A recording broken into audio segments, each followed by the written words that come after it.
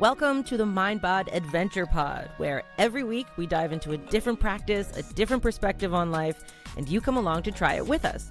Join us on Substack at mindbodpod.com to watch this episode as a video podcast. And if you want to support our crazy adventures and get fun perks like our weekly after party videos, consider becoming a paid subscriber.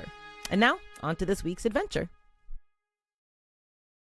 James-Olivia, welcome to the MindBod Adventure Pod. Now, I'm excited. I'm having to dial down my excitement a bit. I discovered James-Olivia through Luis Mojica's podcast and just was struck by your skill in relating and in the skills that you spoke about, which happened to be around relationship and relating, and sort of started following you and listening to other podcasts that you've done, and now am registered in a course that you do. I guess maybe not even a course. Maybe we call it a 8-month-long conversation called Regard, where we meet twice a month with 7 other people.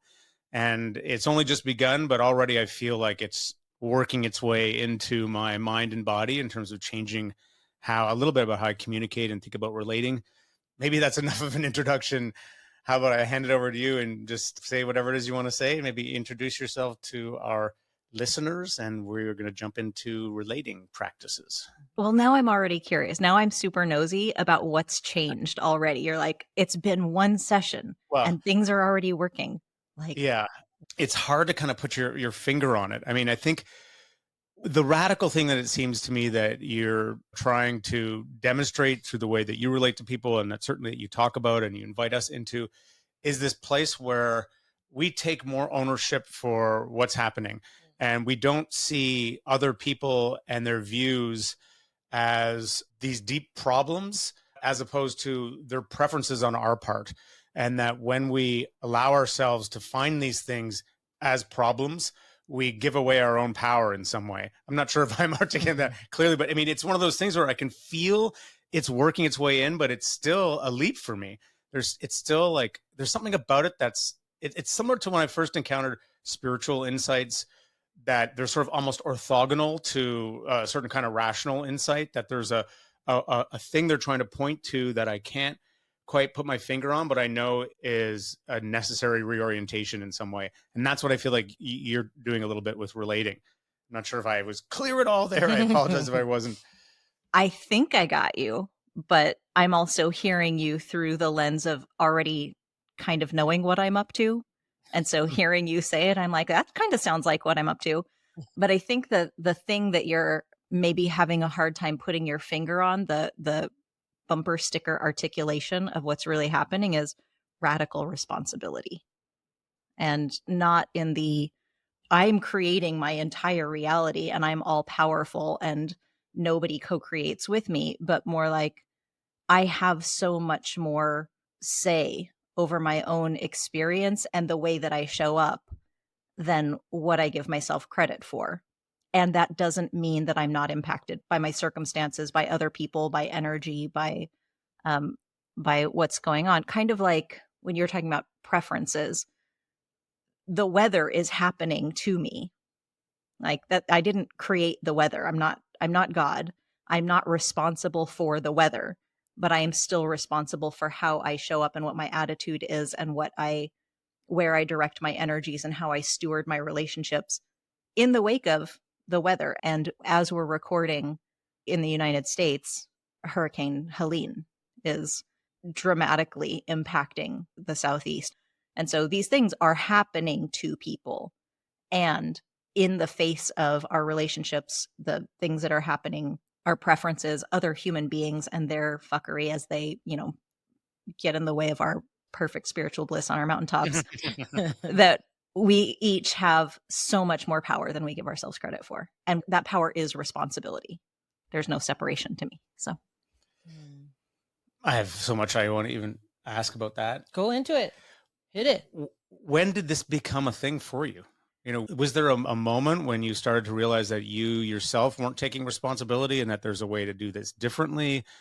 I wish there was a moment, like some people have this awakening where it's like, oh, and then it dawned on me, I have all this power, and they just go forth into the world and they're like, and this is unnecessary and this is a piece of my power. And I think for me, I'm a little slower to process. And so it's been a series of embarrassing moments, one after the other throughout my adulthood.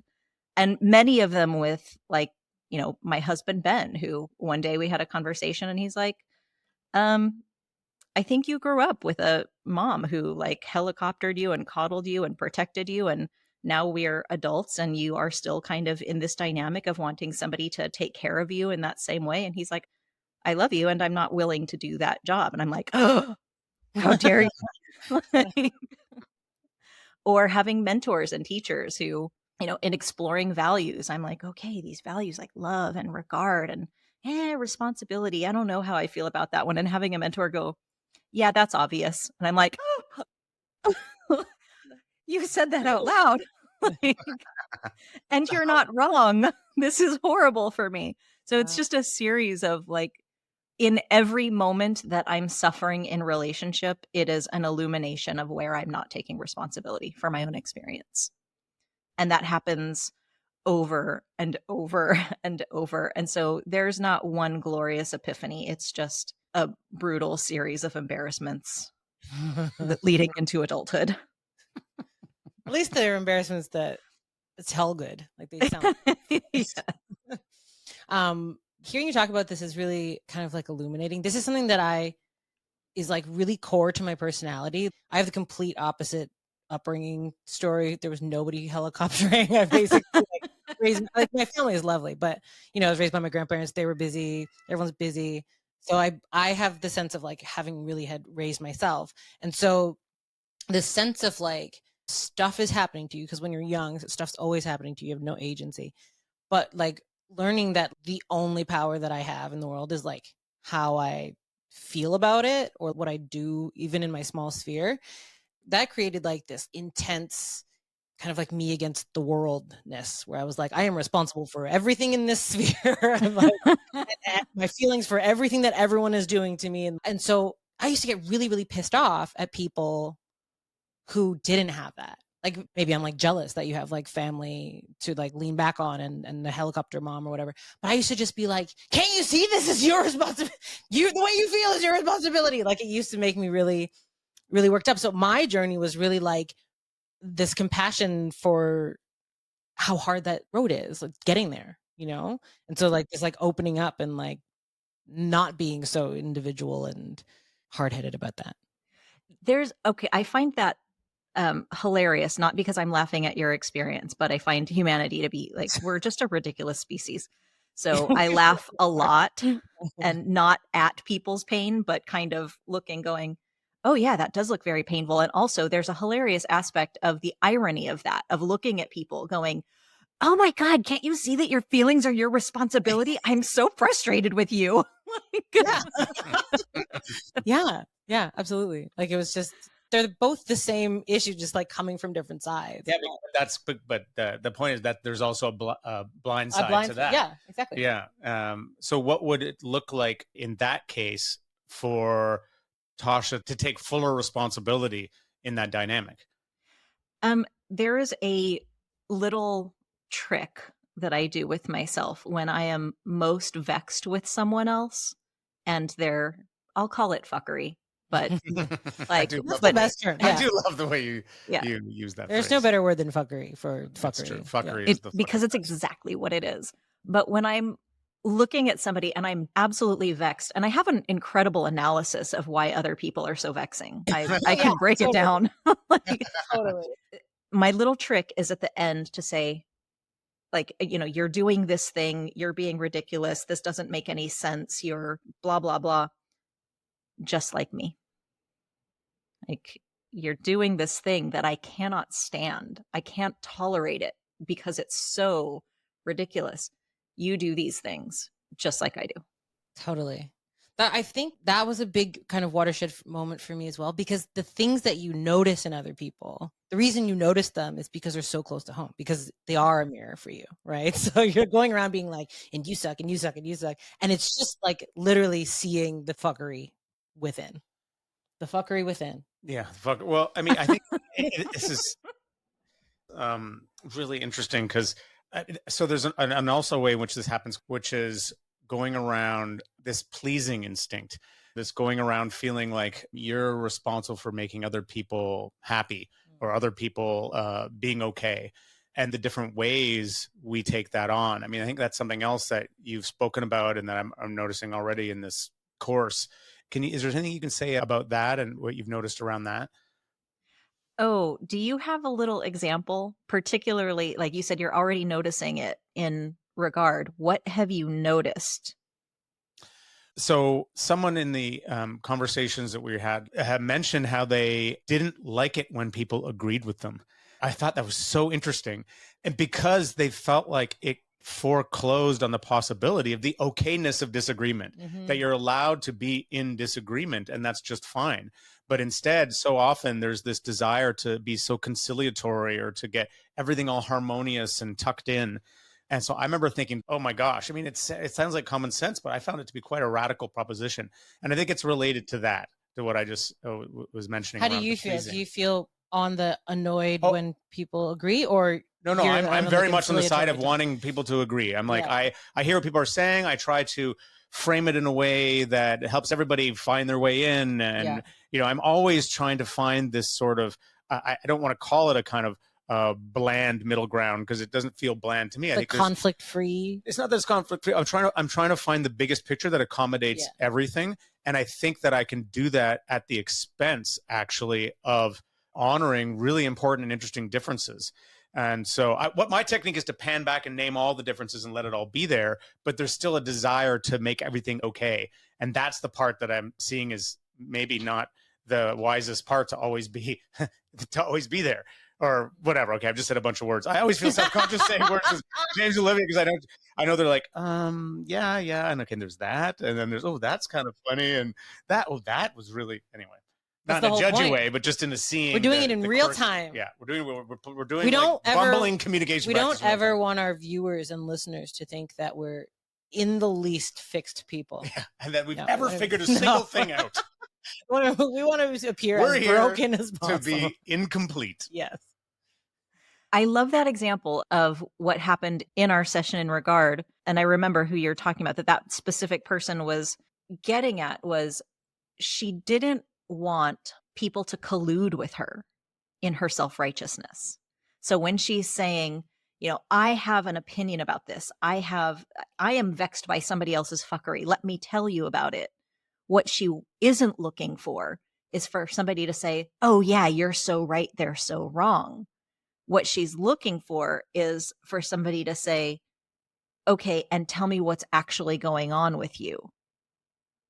Like, let's explore this. And so instead of discarding the difference that's not okay, going, okay, you're sharing that there's a difference and you don't seem to be okay with it. Let's get into it.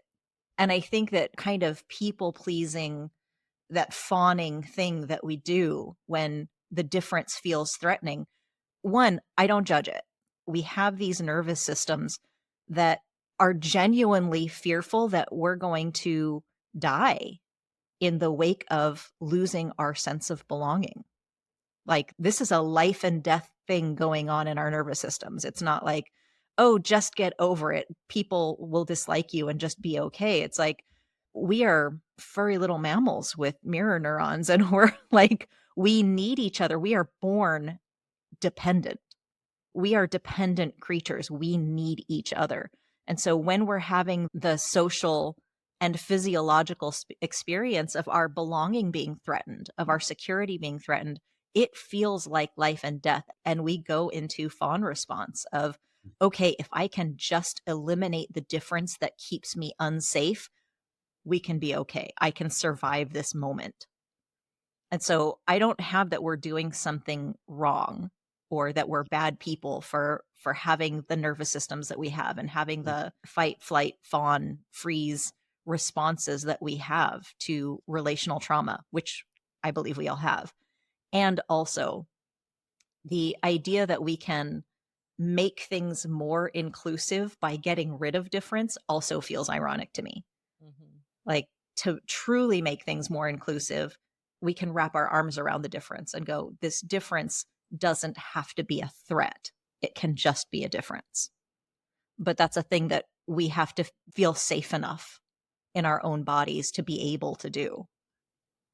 Yeah. And the invitation is that every part of you is allowed to be present. All the feelings that you're having, that many of which you may not want, you may be ashamed about, embarrassed about, your anger, your pettiness, your fear, your fawning, your all those things. If we can just become aware of them, much like in a meditation context, and actually, and your invitation is in the right space to actually express them, to say, hey, this is who I am. There's no judgment. There may be preferences coming from other people around how you might want to be, but you're already that way. It's already happening that way. So what happens if we just allow that to be the case? So much of the conflict falls away. Not the disagreements of positions, but the fighting, the fightiness, the push pulling, the lack of, you know. Okay, so I think you said something really, really important, which is that, like, you have to feel safe in your body before you can embrace that difference, right? And so when you're like helping like a friend, let's say, this person that you guys were talking about from your group said, I don't want people to just agree with me. I would like to discover in that conversation, what my own hangups are, right? Mhm. That's how I approach my friends. Like if my friends are like, complaining about somebody, or like, let's say, for example, this is a real thing that happened. A good friend of mine was going through a divorce and was just like really, really kind of venomous about their ex-partner, or like becoming ex-partner. And being friends with both of them, I was like, oh, this would be a wonderful time for me to like help paint out how maybe this other person isn't a villain. So I was going into this conversation about like, well, like basically trying to like walk this middle line I of, know who you're talking about. yeah, do you actually? Yeah. That's hilarious. But in my mind, because that's how I would have wanted to be helped. Like if I go to Jeff and I'm like, I am livid at my partner Blaze, and if you were like, yeah, he's a dick, I would be like, well, hold on, I would have him out of it. What I would really like you to do is be like, well, let's talk about what's going on here, and like maybe see things from his view and whatever. But this my friend who I was doing this with absolutely did not need or want that from me at the time. So and I thought I was being helpful, but really, they turn around to me and were basically like, "Why are you always taking somebody else's side when I'm asking you for help?" Ouch, right? Right? And I was like, "That is not at all. I'm so sorry." But I was like, maybe I just don't have this muscle of like, just like because I physically feel uncomfortable doing that, like embracing my own, I don't know, disdain for another person. Like I can feel in my body how I need to break out of that. So I'm always trying to like, maybe even prematurely drag that out of other people. So I'm really curious to hear from you. What do you feel like the responsibility is of somebody listening to figure that out, or to like, offer one or the other? Or like, how do we in relation, Oh, I love this. yeah. This is That's one of my what's hard. That's favorites. what's hard for me, is like to figure out like, what is it that you're asking me for? Mhm. How can I be a support to you? And also, how can I be a support to you in a way that feels comfortable for me? Because I don't feel comfortable just like, Yeah. bitching And about another person. your guys' relationship has changed since then. Yeah. Yeah. Wait, yeah. do you maybe? I let's think just- okay. maybe. I'm so nosy about this. I know. So, through the lens of the skills that I teach for relating to other people, relating to yourself, but relating when there's difference, when there's tension and conflict and like disagreement, one of the skills is empathy. And I don't mean empathy like, oh, I feel what you're feeling.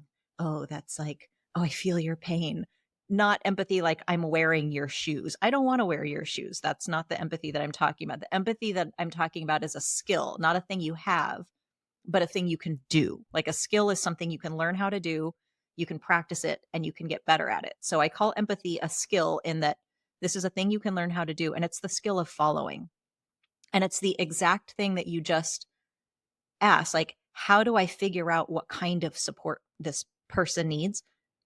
Ask. Like, I'm following you. I don't have to get out in front of you and anticipate what I think you're going to need in 5 minutes. I'm sitting beside you right now, and you are leading me through your experience, and I'm just going to follow you. And am I available to give you the support that you're at? So maybe your friend says, okay, what I want is collusion. Sometimes I'll literally ask for collusion in explicit terms. I will say to somebody, I'm about to vent. I'm about to spill all the tea, and I want you to let me know that I am right. My partner does that. What I love is that's okay to want that. And it's kind of hilarious. Like it kind of lightens the mood. Yeah. Even. I think that the deeper thing here is like, okay, so because sometimes I will ask, and like my partner Blaze, the way that he gets rid of negative relational energy is he'll come home and he'll be like, I just want to tell you how horrible everyone in the world is. And I'm like, oh, okay, it's that conversation. And then we can have fun with it, right? But in some situations, I actually feel really uncomfortable with it. And so if that's what someone's asking me, really what needs to happen is for me to say I'm not comfortable with that. And that's what I'm uncomfortable doing. So that's another one of the skills. So the skill of empathy is the skill of following. Fantastic. That is one skill that's necessary for relating to difference. But all the skills are necessary for relating to difference. Not maybe all at the exact same time, but if all I'm doing is empathy, if all I'm doing is listening, I'm holding space, but I'm not relating. I am a vessel for you to pour in whatever things you want to dump out onto me. And here I am going, fantastic. I'm holding space for you. Like that. I don't know if you've seen that video where the guy's like, I'm triggered by my muffin. They're eating breakfast. He's like, will you hold space for me? It just, and she's like, okay. And she's like, she's molding the space with her hands. and he's like, thank you. I feel so much better. And she's like, okay, are you going to do it for me? Are you going to hold space for me now? And he's doing it wrong. And she's like, I'm literally showing you how to do it and you're not doing it. And so holding space is one thing. There's nothing wrong with holding space, and it's not relating. Relating requires you to also show up with you have. And so the skill of congruence, the alignment between what's going on inside you and what's coming out of you to the other person might be, I hear that you want somebody to collude with you. I hear that you need to like just vent. You need a vessel to receive all of this rage. I am unavailable and I want you to have what you want and what you need. I'm not your guy right now. Like, I'm not available for collusion. I can see too much of it from everybody else's vantage point to lie to you and tell you how right you are. It would be inauthentic. It would be disingenuous. And I wouldn't feel like I was in integrity. And if you need that, somebody's willing to do it and I want you to have it. So if I say no, it frees you up to go find it where it's available to you. But the problem is they might then say, I don't like you. like, I don't want to be your friends anymore because a friend should do what I say or whatever, or be willing to do that or see my side. That's a risk. Like, there are plenty of rules that I'm unwilling to comply with. And that comes with a cost. Integrity has a cost. I love how you say that because it is integrity. Mm-hmm. It's knowing where you stand. And that's kind of what the essence of this is actually knowing what you stand, what you think about things, and being willing to share that so people know where you stand. And that's called boundaries, or maybe there's another word for it. I know you have trouble with that word. We can go into a discussion of boundaries, but it's a great service to other people to help them locate where you are, to show them where you actually stand. And it's really hard. And it's hard, and it has consequences. Yeah. Because it's like, if you're trying to be all things to all people, you're just going to create suffering all around you. I'm the kind of person where I'm like, oh, I can see this is like the thing that shows me that we're not compatible. And then instead of having that really great conversation that you just said modeled for us, like, here's a way to say that, I'll just be like, cool, bye. And then I go, I'm like, I'll talk to you again in 3 years. Exactly. Like, you're not worth it. Sorry. Yeah. And it's like an avoidance thing, right? I'm like, I'll just silently exit stage left of your life and we won't have to have that awkward conversation. So I'm like, I have a friend group of people that we talk very frankly like that. And, Sarah, and like, so I have this group, but it still irks me that there's these people that kind of just like, maybe there was a better way. Maybe in me voicing my needs, we would have gotten stronger as a friendship, but maybe, who knows? Or maybe it doesn't matter. Maybe we'll have enough friends. I do. I think it does matter, though. We may have enough friends, and it matters. Yeah, I know. I mean, so I love that we brought up the skills, because this is where, bring it back to all the listeners, like, there are 4 very specific skills that you communicate. And I find these skills thrilling because I see them to be analogous. There's differences and similarities between some of the core skills I think of when it comes to meditation. And to me, I mean, I just love it because it kind of gives me, it's not a roadmap, but it gives me a framework for how to notice the challenges that I'm having in my relationships. And so maybe how do you feel about taking us through systematically? I mean, you've already mentioned two of them, but maybe even with examples, or maybe we can dramatize examples in our neurotic way as we go, because they're so fundamental. Jeff brought costumes and everything. Yeah, we're going to play them out. We're going to do this Gestalt style, old school. You're on the hot seat. Okay. So what I hear is that the 4 skills that I teach for relating to difference correspond to, would you call them skills in meditation? I definitely do. Okay. Definitely. So correspond to the skills that you teach for meditation. I almost just said medication. And you want to go through like an overview of the 4 skills for relating? Yes. Okay, so right now, I just did empathic listening. That was me sending back to you what I heard, asking you for confirmation that I heard you correctly, and getting a yes from you. And so that would be the first skill that I teach in these 4 skills. It's so important because it allows people to know that we're on the same page, because so many people don't do that. They nod, but you don't know what's going on inside them, or they repeat it and it's their own thing that they're repeating. You know, it's like their own take on it, their own opinion about it. So you don't actually feel heard. They're repeating back to you their interpretation. Yes. Instead of what you just said to them.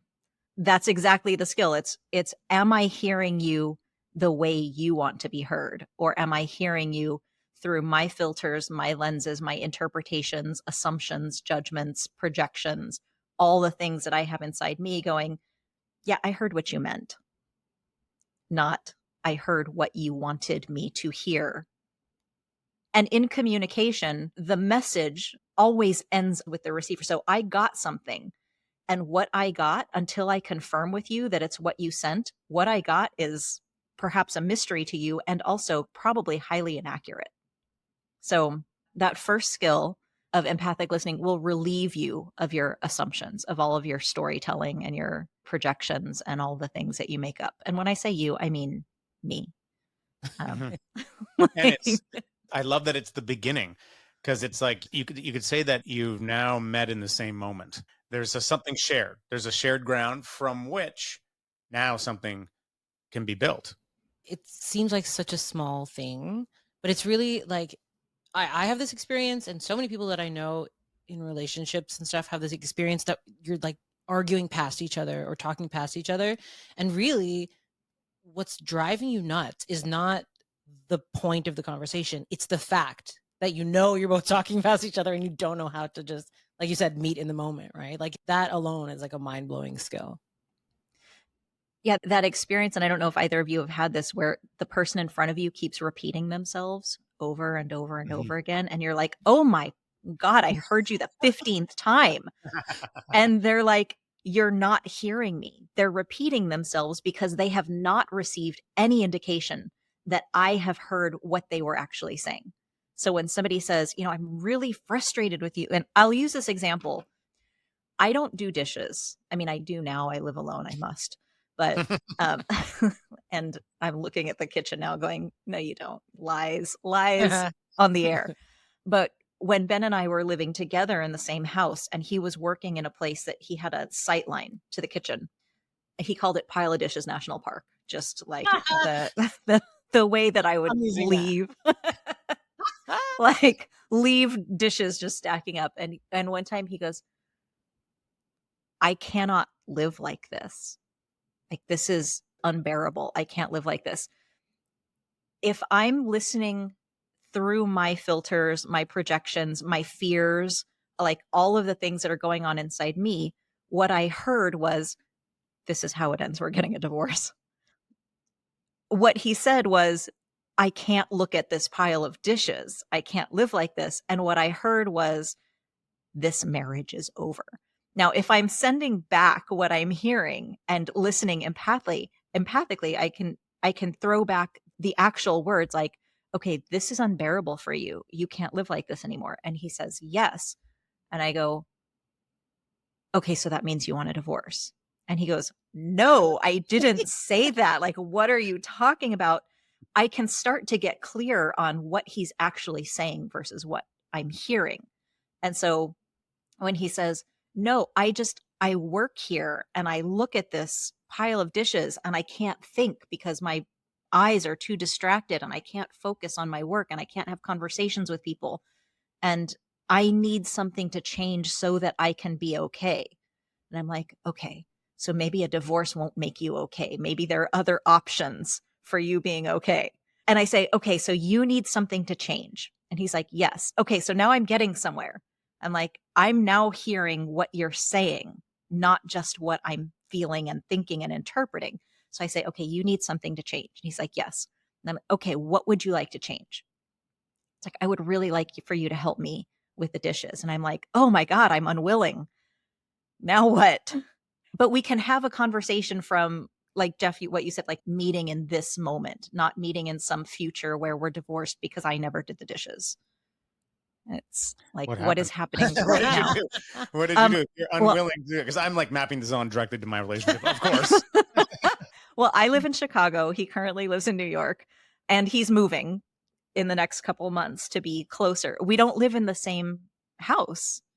And we visit each other and we really, really like each other. And he's getting a dishwasher. But that was one of, in being able to meet him exactly where he was and him meeting me exactly where I was, which is a place of, I'm unwilling to do dishes. I'm like, I'm willing to buy a dishwasher and have it installed. I'm willing to hire somebody to come in and clean and do the dishes. I'm willing to throw away all of our plates and buy paper plates. Tell the environmentalists. I am willing to have takeout every day of our life. Like, I'm willing to do so many things. There are, like, I can think of 4 or 5 things off the top of my head that can make it so that there is not a pile of dishes national park in the kitchen. And none of them involve me doing dishes. But I have to know what's really important to Ben first. Because if all he's trying to do is, like, I have a rule, wives should do dishes. I'm like, okay, well, now we are getting a divorce. Like, that's good to know. That's now we can be on the same page about that information. And maybe I was correct, but my assumption was correct for the wrong reasons. Okay. Wow. Your unwillingness to do dishes is my unwillingness to do laundry. Is my wife's unwillingness to do dishes. I will buy new underwear forever to never have to do laundry. I hate it. So I understand you. Yeah.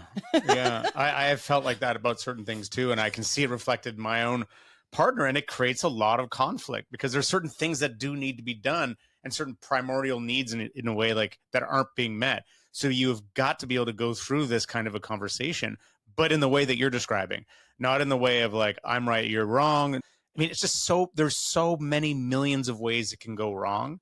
Maybe there's just a few ways it can go right. I wonder if it's like that famous quote by Tolstoy about families, like all happy families look the same, but all unhappy families are wildly different. So even what you described there in that conversation with Ben, you're actually also modeling other skills. There was definitely the skill of empathic listening, but you had to follow along with him, first of all, and let him have his feelings. And then when you got to the point when you said, and I'm still not going to do my dishes, you knew yourself enough to know that. And that would be the skill of congruence, to be able to know that. Wait, is that one of the 4? That's one of the 4. Okay. So we'll let you, sorry, I got ahead there, but I'm like, Don't, let her do it.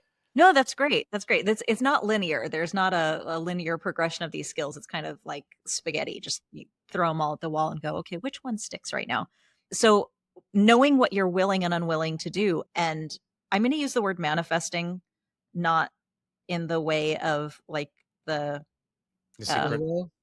Not the woo, like, and then I called in my white Mercedes and like, no, don't. Exactly. When I say manifesting, I'm using it in the most literal sense of demonstrating, making apparent. So the skill of congruence is making apparent, manifesting, demonstrating my will, myself, what's inside me. And so that's the alignment of 4 things. It's the experience that I'm having. So something's going on inside me, and knowing that my circumstances are happening outside me, but my experience is happening inside me. So if somebody's like, okay, well, what are you feeling right now? And I say, I feel like they abandoned me. Well, they abandoned me is not happening inside me. That's somebody else doing the abandoning. I'm having an experience of, I feel scared. I feel hurt. I feel uncertain. Um, I feel angry. I feel resentful. Like I might feel any number of things, or like, oh, I might feel relief. I've been waiting for them to go for a very long time. Like whatever it is that whatever's happening inside me is my experience. Whatever's happening outside of me that somebody else is doing has nothing to do with my congruence.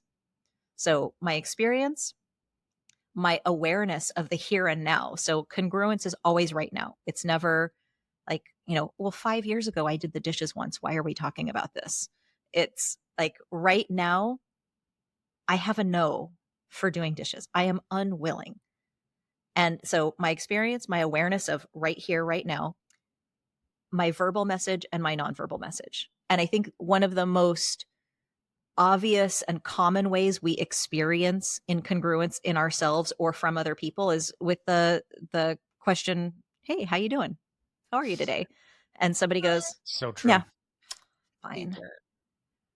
And, Totally. and like the awareness of your experience may not even be existent. Like I might not have an awareness of my own experience because I'm going through a social script. I'm not even paying attention to how I'm doing. You ask me how I'm doing, I'm giving you an answer that feels like perfunctory, and what's going on inside me and what's coming out of my mouth and what I'm showing up with in my body language, my nonverbal message might be totally misaligned. And in these social scripts, these little plays that we do with each other without even thinking about it, it's not a tragic incongruence. It's just like, okay, people do that.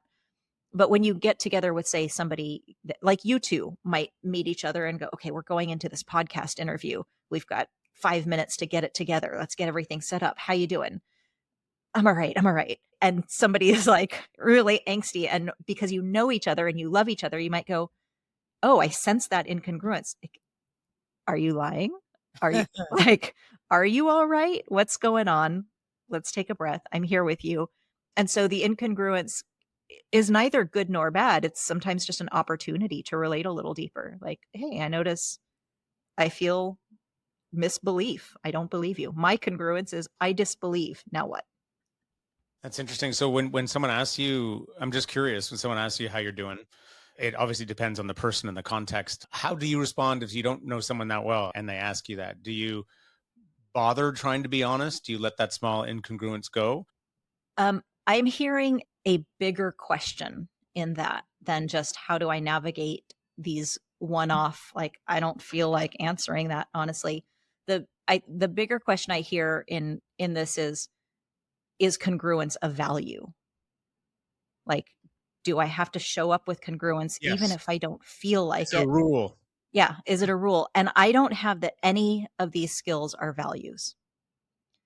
That, I mean, they can be. You can hold congruence as a value, and that just sounds horrifying to me. I, like, the idea that I would have to be congruent because I've made up a rule that congruence is Yeah. good and incongruence is bad, and then I can't protect myself in social situations where I mean, we live in a dominant over culture where people hold privilege and people are marginalized. And if I walk into a situation where some of my identities are marginalized and somebody with more institutional authority or more privilege than I have is like, I've actually had this happen in a learning setting where somebody's like, all right, and so let's all check in, and how are you feeling in your body? And I'm like, I don't want to tell you anything about my body. Yeah. No, thank you.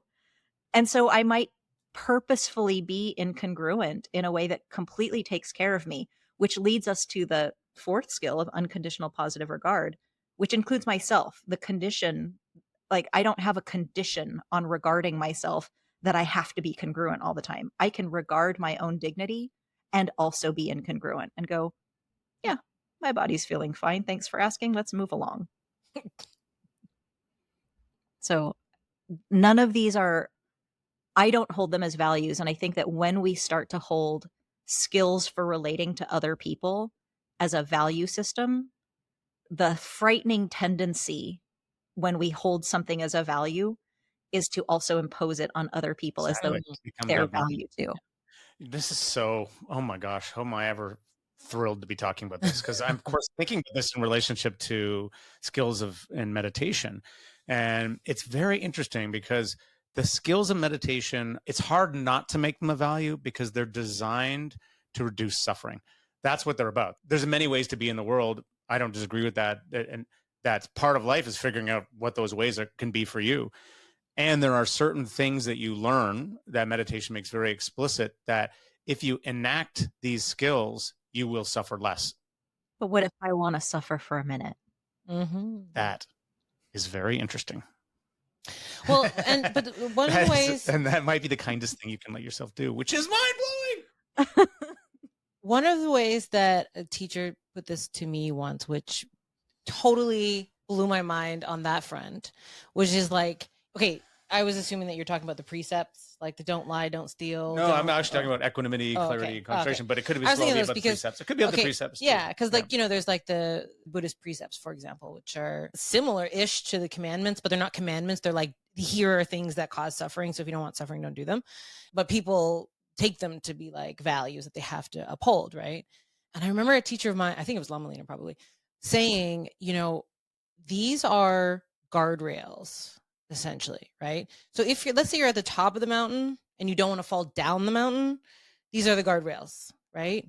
But if you're at the bottom of the mountain, if you started there, or that's where your emotional state constantly is, they're like hooks that you can throw a rope up and climb up. But you can pick one. And they're not these like things that you have to do. They're like these lifelines maybe, or like if you're sitting in a pile of suffering and like, I don't know how to get out of this, I don't know, maybe try one of these, or equanimity or radical truthfulness a little bit, or just try them on. So then you're loosening this, like, the throttle of a value system that you now have to do, an additional thing that you have to do just to be human. Yeah. The idea of using guardrails that may prevent suffering to impose more suffering, also hilarious. Yes. Also hilarious. Also hilarious. Yeah. Well, and that's what happens in spirituality all the time. People basically create enormous suffering around the ideals. They're ideals. They're not real. When I talk about equanimity, I say equanimity is an ideal. It's an ideal towards being more allowing of how things are, less pushing and pulling. You will never arrive at it. I will never arrive at it. You can always half the distance is zero, but never get there. There's always going to be something that's going to trigger or pull something up, and that's okay. But still, to know about that ideal is extremely helpful. It's extremely helpful because in many, many, many, many places, we can remember and orient to it as a skill. And it can be very, very helpful in that moment. And not more than helpful, it can be liberating over time the more you do it. A thing about the word equanimity, not actually about the word, about my experience with the word equanimity. I didn't understand what it meant. This is true of many, many words. Like the first time I heard the skill of congruence is the skill of manifesting your will. I'm like, that's a word salad. I don't get it.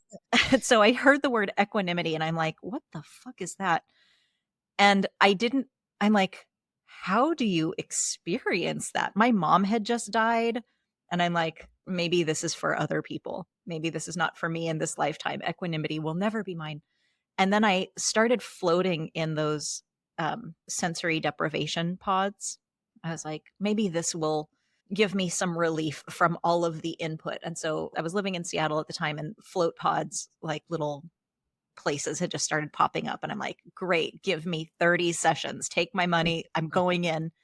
And I would go in and I would come out of the float pod after an hour and I would get on the bus to go home, which is a horrible transition to go from a float pod to a public city bus. And I would ride the bus and I'd be on this city bus going, I think I'm experiencing equanimity. Like, this is my first taste of equanimity. And then I would get home, and I was married to my first husband at the time. And I'd be like, well, fuck, it's busted. Like, it's gone now. I had it for half an hour on the bus and now it's gone. And I imagine that if at that point thought equanimity is a value and a state that I am supposed to achieve, I would have been so disappointed in myself, because what the taste of equanimity got me was the contrast between feeling that, coming home and feeling none of that and just being absolutely vexed and going, my one little tic tac taste of equanimity is going to lead to divorce. All Yeah. roads Which lead. did. Yeah, no, that's funny. I mean, I relate to that big time, because there's a state of equanimity that's very different than the skill of equanimity. And I used to be so attached to those states because I'd get them from meditating or going on long retreats, and I'd think, oh gosh, this is how it could be, and I could feel my reactivity come up and go down. It was like a little bubble in this big, huge, open, wide space of the ocean that is truly my nature. And I still like very valuable, very, very interesting. But I had to kind of realize that there's as much equanimity available in a moment of abject suffering and misery as there is in that. And it has to do with whether you're letting yourself actually experience it. And there is a flavor. There's a letting yourself experience flavor. My teacher used to call it complete experience. Another person I'd call it burning clean, the sense of being so totally available to what's happening that you feel your own being somehow more fully. You feel the honoring of allowing that thing to happen. It's like a very strange taste or flavor, but it's something you do sensitize to. And it's a skill you can develop. Yeah. I just went all mansplaining there. I apologize. I'm obsessed with equanimity. I don't ever feel like you're doing mansplaining when it comes to equanimity. You're just like literally so jazzed about I it am jazzed about that it. you want to share it. But it's still confusing to me. I mean, you can call it mansplaining. I think that's a really funny word. And I say that I do it all the time, even though I'm not a man. So I'm like, I want to mansplain. Who owns that? I get to do that too. But even hearing the words like letting or allowing, these are verbs. Like, I let myself have this experience. Well, if I can't prevent it, I can't allow it either. Allowing and preventing are almost two sides of the same coin of thinking that I have more control than I have. I guess what you mean by allowing, though, is like not pushing up against it, not fighting back. Yeah, right? that is what I mean. But it's a great point. It's a really great point. Yeah, the way you talk about it matters, because the core of it is this very humble thing underneath of that, which is that it's all just happening. And you actually don't have any of the control that you imagine that you do. And so to frame it as allowing makes it look like it's putting it back in your court as control, but really it's find another word for it then. Well, I think that's why in historically in the literature, it's not really called allowing, it's called grasping, right? Because it's like the second arrow. It's like it's happening or it's not happening to you. But the additional suffering of like trying actively to push it away or to reshape it or whatever, that's where there's like this extra suffering, right? So it's like let it be is maybe more let it be, but even then it's the let it, like as if it's a thing that you're doing. I mean, it's actually getting a bit non-dual because it gets into this whole. Okay, but wait, I have a question. We did the first one, which is okay. So I think we talked about empathic listening as a skill of understanding the person as they want to be understood. Congruence is manifesting my will, like demonstrating what's real in me, what I've got going on. Empathy being the skill of following rather than trying to push somebody or pull them, get them out of their experience, lead them, guide them, help them, support them. Just, it's the skill of being with. I'm going to follow and I'm going to a lot of like equanimity. Exactly. And so I'm not going to let you have your experience or prevent you from having your experience. I am, and you are. Exactly. And then the fourth one is unconditional positive regard. Oh, yeah. Let's talk about that. Yeah. We can talk about that for decades. It is so unreasonable. And I say that literally, like it is not a reasonable skill. There's no justification for it. It's a decision that you make for truly no good reason, other than I find it to be a very peaceful skill to use. And I think that, with these skills for relating to difference, a lot of people are like, oh, I gave this person empathy. I gave this person unconditional positive regard. No, you gave yourself the gift of relating to somebody else, and they benefited from it in all likelihood. I love that because it's so easy to lead with unconditional positive regard with you imagining their benefit. Then which is like very presumptuous and weird. Contemptuous even. Like, if I regard your humanity, then you can have more peace and a better experience. Like, God. Who the hell am I? All right. Thank you for Jesus. bestowing Thanks peace for coming upon down me. the mountain, or poem Moses, whatever it is. Okay. Yeah, Not that like, Moses was Oh, like that. yes. What do I know about Moses? But so for me to practice unconditional positive regard with you, to recognize like, I don't prefer you, I don't like you, I disagree with you. Actually, maybe I even like hate that there's this tension or this conflict between us. And my regard for your dignity, your humanity, your wholeness is unconditional. There's not a condition that I like you or agree with you for me to regard your humanity. It's not for you. It's for me to recognize my own belonging in our shared ecosystem. It's for me to recognize that I am not, in fact, better than you or worth more, or that there is no, it's not there is no other. It's just that there is no hierarchy in me being a person and you being a person. And in that, how much more self-esteem do I have access to, knowing that because you can't be better or worse, neither can I. Like, what a relief. oh my Yeah. God. Yeah. That's for me. It's just like the constant practice of uncoupling human worth with outcomes or everything else. Yeah. Which we are like so conditioned to do all the time.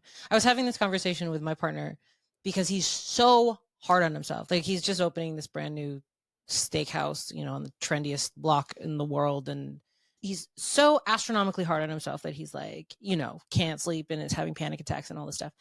And we've talked about it many times about how his sense of self-worth is absolutely like one-to-one paired with things that he does in the world, right? And this one day we were having one of those conversations where he comes home and he's like, I just want to talk about how horrible everyone in the world is, and he's like venting about everybody and how shitty they're all doing.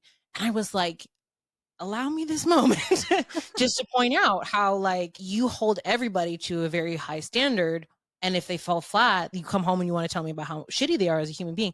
And then you turn around and you are absolutely doing it to yourself, like 10 times worse than you're doing it to anyone else, right? It's just like we're rehearsing it in relation and then to ourselves, and it just keeps going around and around. And there's either you give it to everybody or you can give it to nobody, right?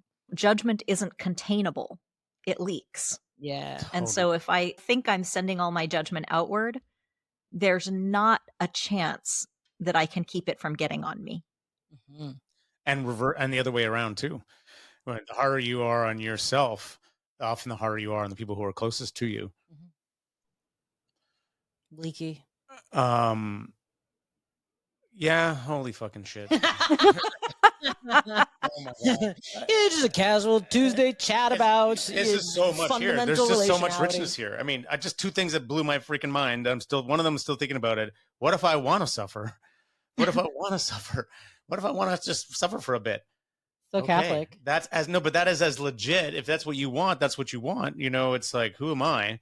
And then this whole thing we're talking about, unconditional positive regard thing, part of the reason I wanted to take this thing with you, James-Olivia, I think I mentioned it to you, is because I am in the world of meditation. I'm a meditation teacher. I write meditations, and I'm very, very interested in no hierarchies. I had started not for profit. That was about kind of peer-to-peer sharing of practice. But as I've gotten more renowned as a teacher, like, I don't want my own bullshit to get in there. And I feel like there is some ways in which I'm relating that's bullshitty. That's fuckery. Like that, where I am like, trying to, help someone as if I had the answer in some fucking weird way or whatever. Like, and yet I don't want to negate the fact that I have experience about something that can be useful and I have a trade. And, so there's a whole negotiation there that I feel like I'm trying to bring more consciousness to.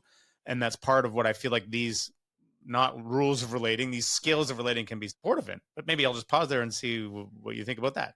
Well, first of all, hierarchy. A hierarchy in and of itself is neither good nor bad. Like hierarchy exists in nature. I feel like nature has so much to teach us about where we have overcoupled our ideas of like transaction. We're living in late stage capitalism, and all of a sudden transaction is so taboo. And it's like breathing is a transaction. Like I'm having transactions with my plants every moment of every day. Every time I inhale, I'm taking oxygen that they are providing for me. In my own body, there are transactions happening in my cells all the time. Transaction in and of itself is not a bad thing. hierarchy in and of itself is not a bad thing. And one of the things that we've done as humans in supremacy culture is we have created artificial hierarchies of worthiness. A hierarchy, no problem. A hierarchy of the worthiness of human beings, that's where we get a little fucked up. Exactly. And ultimate hierarchies, right? Like in nature, hierarchies are cyclical. So you're the top of something, but somebody else is the top of something. And that's also how a lot of indigenous cultures work, you know, with like elder systems and stuff like that. We do this thing where like, oh, you're the top of everything. You're just the top. There's only one top. Forever. There is hierarchy in nature, but what we're talking about is creating a hierarchy of value, of worth, and that's where you get into trouble. Right. And so, you know, in a hive, there is a queen. In a container like regard, there is a facilitator. These aren't hierarchies of value, though. Like drones are not less important than queens. Like if all you had was queen, like queens are amazing in the hive, and that's all we need. Everyone has a job to do. It's just your job. That's your job. That's your assignment, your job right now. You know, as a teacher, what you bring is perhaps knowledge and experience that a lot of people don't have. And to recognize that what you have comes with it may come with a lot of status, which is totally made up, but it also comes with a lot of responsibility. So you have a different set of responsibilities. And I think I said this in regard the first day. I am in there as a facilitator. Everybody else is in there as a different kind of participant. And what I have may be useful, but what I'm also bringing is I have a different set of responsibilities. It doesn't make me a more valuable human being. And there are people in the room that may value my experience, my knowledge, the responsibilities I bring to the table. They may value that more highly than they value what other folks might be bringing in any given moment. And I'm not a more valuable human being or less. Like a participant in the container doesn't become more valuable than I am as a human being, even though they're, paying me to do a certain service. And I like that you will take a stand on that. Oh, absolutely. The customer is not always right. The customer is always right in matters of taste. There you go. That's the whole thing. You can go home with that ugly hat if you want to. But you cannot call me a jerk and then leave a bad Yelp review with my name in it. Slander me. I mean, you can. Consequences. Yes. But I mean, like, I don't have to eat it. Right. You can do whatever you want. But yes, you know what I mean. There are no consequence-free options. Yeah. Welcome to life. Well, James-Olivia, what a pleasure. Before you go, tell us and our listeners where people can connect with you, continue learning. Where can they find your various offerings? They can go to inquisitivehuman.com. And Instagram is where I tend to share when people are like, okay, so where can I learn everything that you teach on it? It's all there. There's nothing that I said today that I haven't said on Instagram already 15 times in 4 different ways. So inquisitive_human is my Instagram handle. And then on my website, you can find out more about how you can learn the skills in a skills intensive or be in the container that Jeff is in. Not the exact container Jeff is in because we already started, but another one starts next fall. So it goes once a year. I open it up. Oh my gosh. Well, I highly recommend people to check it out. And I just so appreciate what you have to share. It's really been enriching for me already. So yeah, even just hanging out for an hour. The thing that I love about it is it's in one way, it's really high level stuff. Like we're talking about terms, like what is the meaning of empathy and what is the meaning of equanimity, but it's so immediately applicable. Like you can taste the benefits of, let's say, for example, empathic listening right away. It's just a very, very human set of skills. It is, and it's very, very complicated though because you're constantly not doing those. This is what I'm like. I'm like trying to understand my own system as all this is happening. I'm like, oh my God, am I empathically listening? Am I following? Am I doing this? I'm partly doing this, but not doing this. I'm succeeding in this part, but not. I mean, you know what I mean? It's like it's a very deep learning. It just goes on forever. It's very clear that seems to be the case. Yeah. I think that congruence is one of my favorite skills because it gives so much space and grace for us to flail and fumble at all the other ones. So when I'm having a hard time listening, I can just say, I want to hear you, and I'm having a really hard time listening. And I will say that to Ben, like, I do want to hear what you're saying, and I'm flooded with emotion, and I physiologically can't even hear your words. Can I please have 20 minutes to make a cup of tea, calm myself down, and can we try it again? So congruence, that skill of manifesting what's going on inside me, is I get to say the awkward thing out loud and let you know, like, here's where I am. And I actually want to be connected. I even want to care and can't care in this moment. And here's where I am. Can I ask you a question? Mhm. When these skills of relating are implemented over time, as you have implemented them in your life over time, imperfectly, because you're human, So imperfectly. and other people who have followed along with the courses and learning have implemented them, what do you see/hear in terms of how it changes people? The two words that come up, and oh my God, we'd need another couple hours to unpack both of these words: peace and power. And I don't mean power over, I mean like a sense of feeling peaceful and powerful in my own relating to another person, even when I'm not getting what I want, even when there's disagreement, even when I'm reactive and flooded. I can access the piece of regarding that, okay, I have a human body, it's a sovereign being, and it's going to have its chemical responses. And I can have peace knowing that, all right, this is what is going on for me right now. And I am not a problem, and you are not a problem too. And it's a really, really powerful place to relate from, when I'm not trying to make you or me be a different being than we are. Now I'm relating with you as a representative of reality, and myself as a representative of reality, not trying to do some sort of dark magic to make one of us be different and have a giant fight with reality. And I can't overstate how powerful it is to work with reality. Sounds delicious. Well, James-Olivia, how enlivening this conversation has been. Thank you for introducing us to new possibilities. Oh my God, I feel incredible. I feel peaceful and powerful. That's this kind of crazy stuff we usually save for our after party. But you enlightened it erupted. It's My work here is done. Thank you so much. Thank you for having me. What a delight. Yeah, this has been so much a fun. delight. Well, to be continued. Yes. And now, join us for the after party at mindbodpod.com, where me and Jeff talk candidly about whatever didn't get said in this week's episode, and chat in the comments with the whole MindBod squad. Don't forget to subscribe for new episodes every week, and if you want to support our crazy adventures, consider becoming a paid subscriber on Substack at mindbodpod.com. See you there.